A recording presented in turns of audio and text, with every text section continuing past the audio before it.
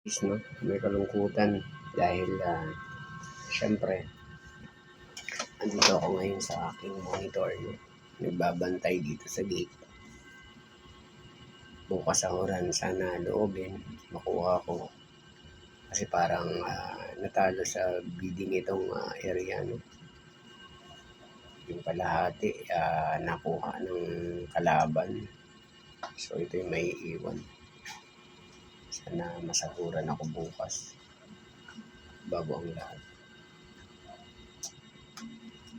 Kawawa talaga yung mga anak ko pang nagkataon.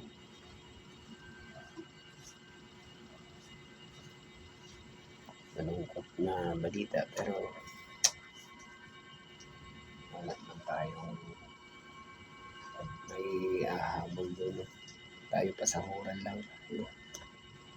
Sa atin sana mapasahod tayo dahil kawawa naman yung mga anak ko.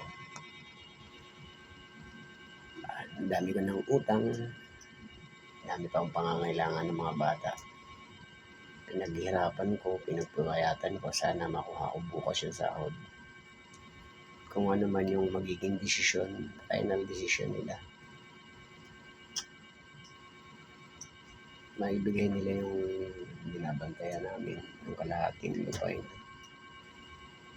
Okay lang yun. Yun talaga ang nasa batas eh. Pero dapat pasahuran nila ako kasi pinaghirapan ko yung trabaho ko rito. Pinagpuyatan ko. Tapos pinaghirapan ko, no? Sabi, mga anak ko, pinatyaga ko, pinatiis ko. Nagtiis yung mga bata na magtipid para lang maayos namin yung sistema ng aming pamumuhay.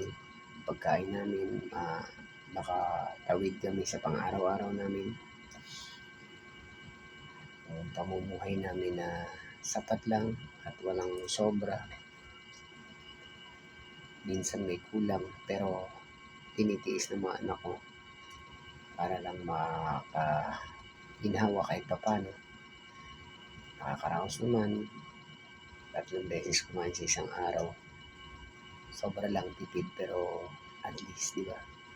Sana itong sahod ko makuha ko bukas. Mismo ako pupunta doon, mamamasahe ako para makuha ko yun. So, opisina yung aking sweldo, no? Kailangan kong kunin dahil yung mga anak ko walang pagkain, walang pambaon sa school, no? Sana loobin ng Panginoon maibigay sa akin yung dapat sahod. Tapos palibago hanap na naman ng trabaho para mabuhay yung mga bata. So yun guys,